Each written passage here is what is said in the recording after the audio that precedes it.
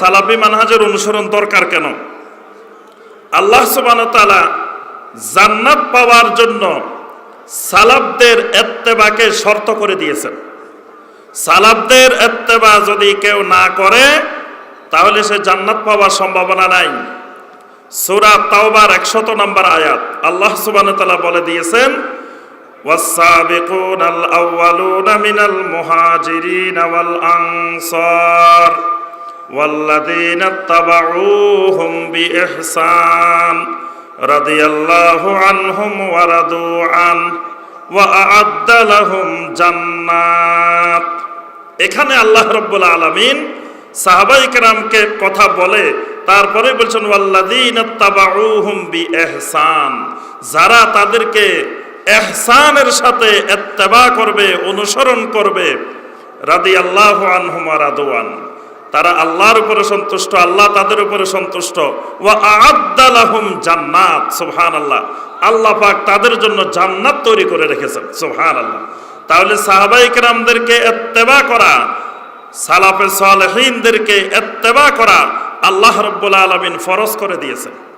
এজন্য কেউ যদি বলে না আমি সালাফ মানি না, আমি সাহাবায়ে কেরামের অনুসরণ মানি না, আমি তাবেঈনদের অনুসরণ মানি না, তাহলে তিনি মুসলিমের মধ্যে আছেন কিনা এবং হকের উপরে আছেন কিনা এটাও সন্দেহ আছে। এজন্য পূর্বেকার যুগের মুহাদ্দিসিনে কেরাম কেউ যদি সালাফদেরকে গালিগালাজ করত, তার থেকে হাদিস নিতেন না, তার থেকে কোনো এলেম নিতেন না। এই জন্য এই সালাফি মানহাজ একজন মুসলিমের জন্য অত্যন্ত জরুরি। আল্লাহ রাসূল সাল্লাল্লাহু আলাইহি ওয়াসাল্লাম বলেন, খায়রুল কুরুনি কারনি সুম্মাল্লাযীনা ইয়ালুনাহুম সুম্মাল্লাযীনা ইয়ালুনাহুম।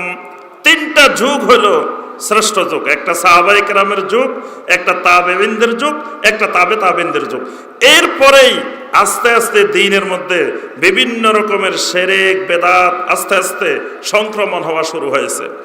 যেমন দেখবেন হিমালয়ের যেখান থেকে পদ্মা নদী শুরু হয়েছে, হিমালয়ের গঙ্গোত্রী হিমবাহের কাছে গিয়ে দেখলে আমরা দেখব যেখান থেকে এই নদীর প্রবাহ শুরু হয়েছে, পদ্মা নদীর গোড়া যেই জায়গায়, সেখানের পানি আর এটা প্রবাহমান হইতে হইতে হইতে হইতে বাংলাদেশে আসার পরে এখানকার পানির রং, স্বাদ, গন্ধ আর ওখানকার পানির রং, স্বাদ, গন্ধ দুটার মধ্যে পার্থক্য আছে। ওইটা যখন ওখান থেকে যেখান থেকে উৎপত্তি হচ্ছে সেখান থেকে স্বচ্ছ পরিষ্কারভাবে এটা প্রবাহমান হচ্ছে, কিন্তু যত আস্তে আস্তে এদিকে আসতেছে তত বিভিন্ন রকমের ময়লা আবর্জনা মিক্স হইতে হইতে হইতে হইতে বাংলাদেশে আসার পরে এটার রং, গন্ধ, স্বাদ সব পরিবর্তন হয়ে যায়। ঠিক ইসলামও নবী সাল্লাল্লাহু আলাইহি সাল্লামের পরে সাহাবায়ে কেরামের সময়, তাবেঈনে কেরামের সময়, তাবেঈনে কেরামের সময় যেরকম স্বচ্ছ শিরক মুক্ত, বিদআত মুক্ত ছিল, এটা পর্যায়ক্রমে আস্তে আস্তে বিভিন্ন জাতির সংমিশ্রণে, বিভিন্ন আকীদার সংমিশ্রণে এবং ইরানের শিয়া হয়ে, মুতাজিলা হয়ে, বিভিন্ন ভ্রান্ত মতবাদ হয়ে এই বাংলা পর্যন্ত পৌঁছতে পৌঁছতে অসংখ্য শিরক বেদাত, নতুন নতুন বিষয় ইসলামের মধ্যে শামিল হয়ে আমাদের এই বাংলাদেশ পর্যন্ত এসে গেছে। এজন্য আমরা যদি সেই সালাফদেরকে ইত্তেবা করি তাহলে বিশুদ্ধ ইসলামের সন্ধান আমরা পাবো এবং অনুসরণ করতে পারবো। এবার আসি আমরা সালাফি মানহাজের বৈশিষ্ট্যগুলো। যারা সালাফি